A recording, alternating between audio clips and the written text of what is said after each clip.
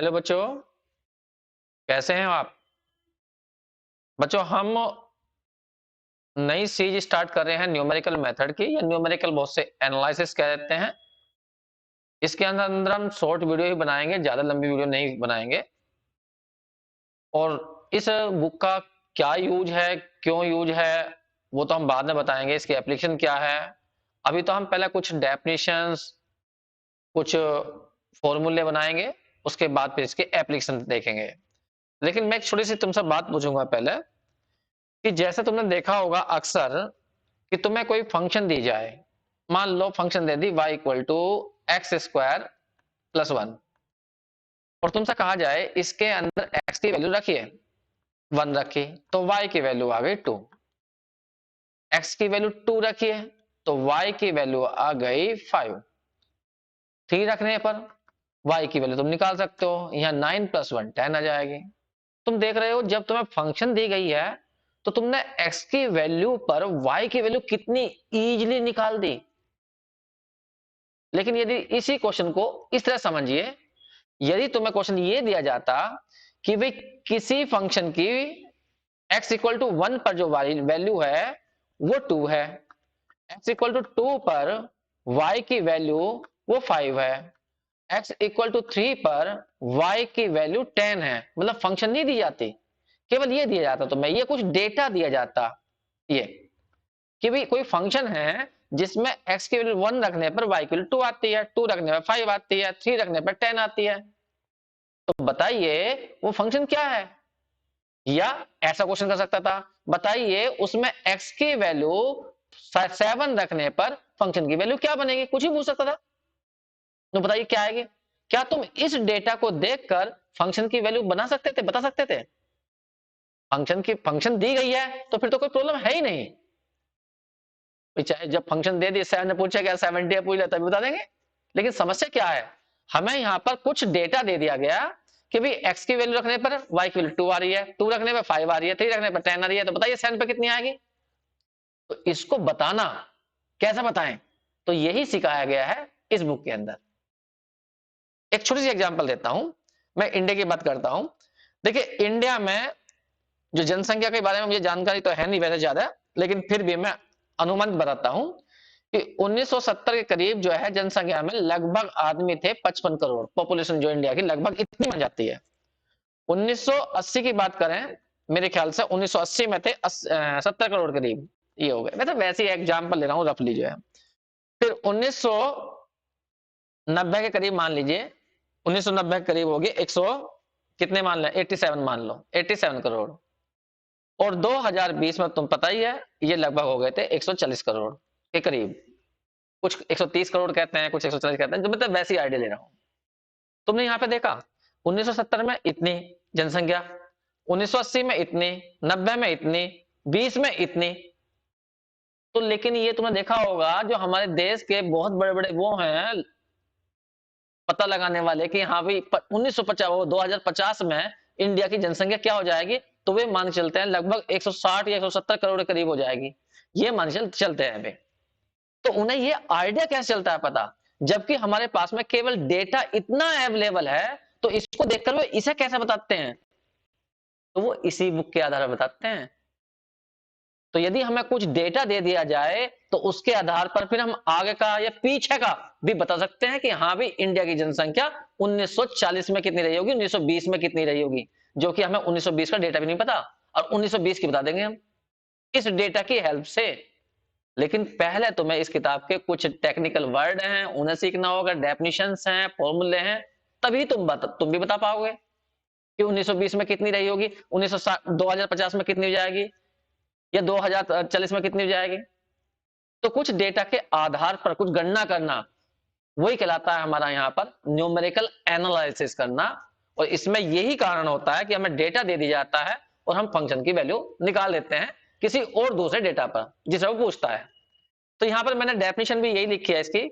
हम चैप्टर का नाम हमारा फाइनाइट डिफरेंस ऑपरेटर। अब यहाँ डिफरेंस का क्या मतलब है वो बताऊंगा अभी। पहले यहाँ पे देखिए मैंने क्या लिखा है। मान लीजिए y कोई फंक्शन है x की, और तुम इसके द्वारा बड़े आराम से y की वैल्यू निकाल सकते हो x की किसी भी वैल्यू पर, कोई दिक्कत नहीं होगी जब फंक्शन दी गई होगी। मैं लिखा गिवन फंक्शन, अभी करके दिखाया, लेकिन क्या लिखा नीचे, but if the function is not non, अगर फंक्शन ना दी जाए तब, और कुछ तुम्हें डेटा दे दिया जाए बस, तो उन पर किसी वैल्यू पर निकालना, फंक्शन की वैल्यू निकालना, उसे कहते हैं हम यहां पर फाइनाइट डिफरेंस निकालना।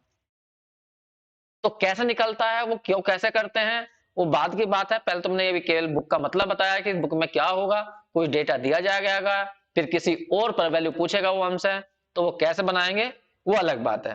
फिलहाल कुछ डेफिनेशंस पहले सीखेंगे हम इसके बारे में। जैसे कि पहली डेफिनेशन है हमारी यहाँ पे, आर्गुमेंट और एंट्री। आर्गुमेंट किसे कहेंगे, एंट्री किसे कहेंगे। देखिए, जो तुम्हें फंक्शन दी जाएगी उसमें जो एक्स की वैल्यू तुम रख रहे हो उन्हें तो कहा जाएगा आर्गुमेंट्स, और जो y की वैल्यू निकलेगी उसे कहा जाएगा एंट्री। तो ये बोलने के केवल तरीके हैं और कुछ नहीं है, जिससे कि हमें कंफ्यूजन ना रहे। तो आर्गुमेंट किसे कहेंगे, जो x की वैल्यू होगी, और जो निकलेगी y की वैल्यू उसे कहा जाएगा एंट्री। सपोज करिए तुमने फंक्शन ली, वैसी अभी तो मैं फंक्शन लेके चल रहा हूं जो मुझे पता है, वैसी मैंने अभी ली थी x+1। तुमने इसके अंदर x की वैल्यू 1 रखी, 2 रखी, 3 रखी, 4 रखी, 5 रखी, और यहां पर y की वैल्यू निकालते चले गए।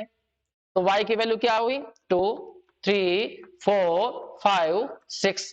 तो जो ये ऊपर वाली वैल्यू है ये तो कहलाएंगे आर्गुमेंट्स, आर्गुमेंट्स, और इन्हें कहेंगे एंट्रीज। ठीक है, x की वैल्यू को आर्गुमेंट्स कहा जाएगा, उनके कोरस्पोंडिंग जो y की वैल्यू निकल रही है उन्हें एंट्रीज कहा जाएगा। एक इन जनरल मैं तुम्हें वैसे एग्जांपल देता हूं जो ज्यादा इसमें यूज होती हैं। मान लीजिए, और एक बात और ध्यान रखना इसमें, जैसे मैं कहीं पे y बराबर fx लिखूंगा, नहीं इसके कई संकेत हैं, बहुत से सब yx भी लिखते हैं। जैसे कहीं पे f1 लिखा हुआ, f1 का मतलब तुम समझ गए होगे कि x की वैल्यू 1 रखी गई है, तो बहुत से इसे y1s लिख देते हैं। तो एक ही बात है, ये ऐसे संकेत दीजिए, ऐसे दे दीजिए, उससे कोई दिक्कत नहीं है, क्योंकि इस किताब में ज्यादातर जो है ना y के रूप में नोटेशन यूज किए गए हैं, तो इसलिए ऐसे भी नोटेशन लिख सकते हो, कोई दिक्कत नहीं है। अब जैसे ये y की वैल्यू 2 आई है, लेकिन कब आई है, x इक्वल टू 1 पर, तो इसको हम यदि संकेत दें तो y1 का संकेत रखते हैं कि y1 की वैल्यू 2 है। इसको क्या संकेत दे सकते हैं, इस वाले को, कि y2 पर फंक्शन की वैल्यू 3 है, ऐसा संकेत देंगे। इस वाले को क्या संकेत देंगे, इस वाले को y3 पर, 3 पर x आर्गुमेंट है, यहाँ 3 पर कितनी वैल्यू आई है, 4। तो ऐसे भी नोटेशन दिए जा सकते हैं। इस वाले को दे सकते हैं y4 की वैल्यू 5 है। इस वाले को संकेत दे सकते हो तुम y5 की वैल्यू कितनी है, 6 है। तो थोड़ा सा संकेतों का ध्यान रखना, क्योंकि तभी तो किताब समझ में आएगी तुम्हें।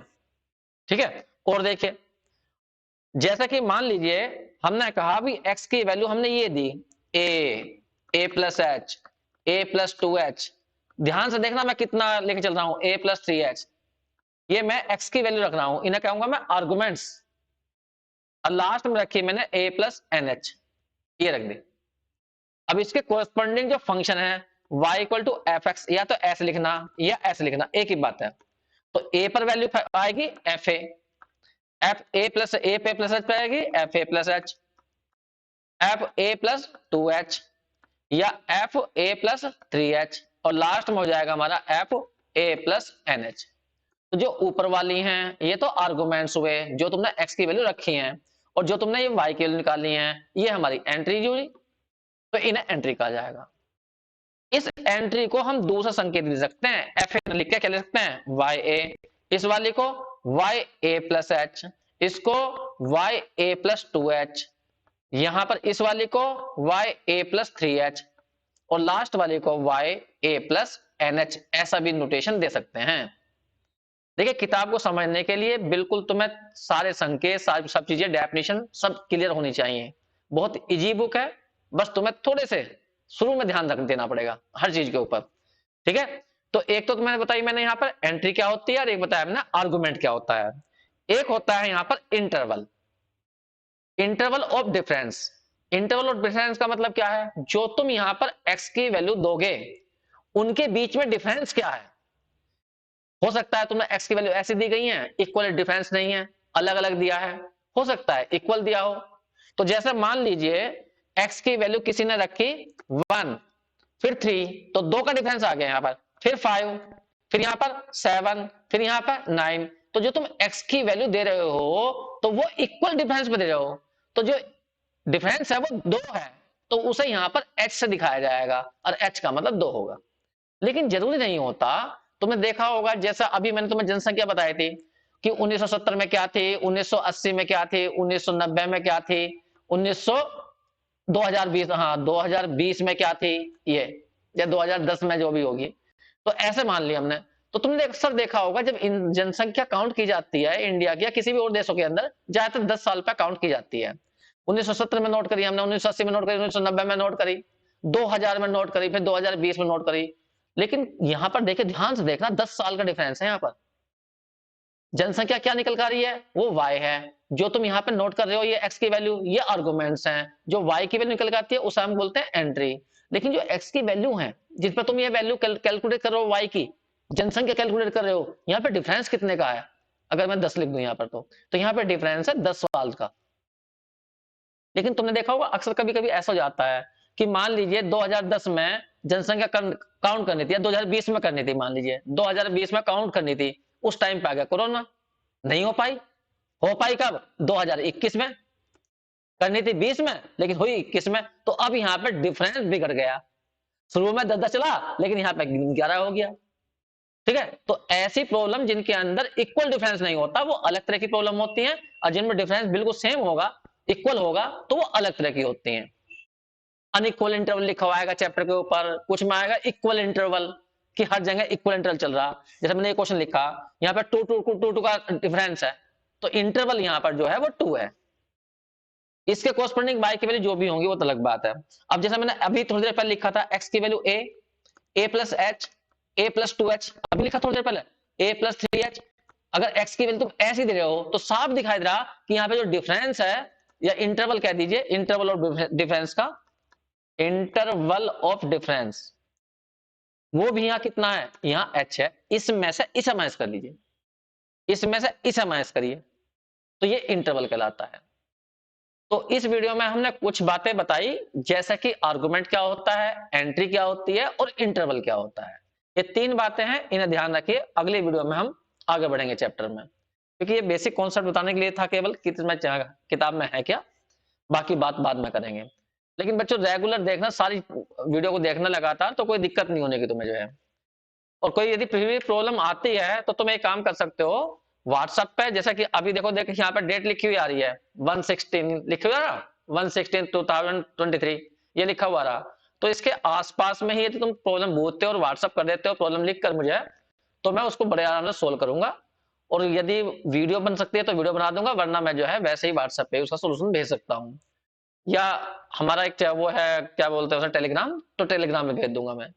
ठीक है, तो फिलहाल जो है आज इतना ही करेंगे, अगली वीडियो में फिर बाकी आगे बढ़ेंगे। ठीक है बच्चों, थैंक यू।